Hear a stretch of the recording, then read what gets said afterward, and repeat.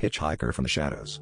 It was just past midnight when I found myself on the winding back roads, the kind where the streetlights are sparse and the darkness feels almost alive. I was halfway through my drive home from a late shift when I saw him, a lone figure, thumb outstretched, bathed in the eerie glow of my headlights.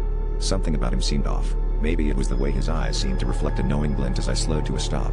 But curiosity, or perhaps the weight of the night, persuaded me to offer him a ride.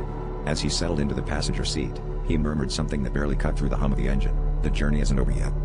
We drove in silence, the road stretching endlessly ahead, until he suddenly spoke again, his voice a low whisper that made my skin crawl. He told tales of travelers who never made it home, lost to the shadows of these very roads. My grip tightened on the steering wheel as the air inside the car grew dense with his ominous words. The hitchhiker's gaze remained fixed on the road, his eyes occasionally darting to the rearview mirror, as if expecting something, or someone, behind us. Suddenly, just as mysteriously as he had appeared, he was gone. We reached a small bridge over a creek, and in the brief flicker of the overhead light as I glanced at him, he vanished. I slammed on the brakes, heart pounding, and searched the empty seat beside me. All that remained was a crumpled piece of paper. Unfolding it with trembling hands, I read a scrawled warning: "Beware the bridge.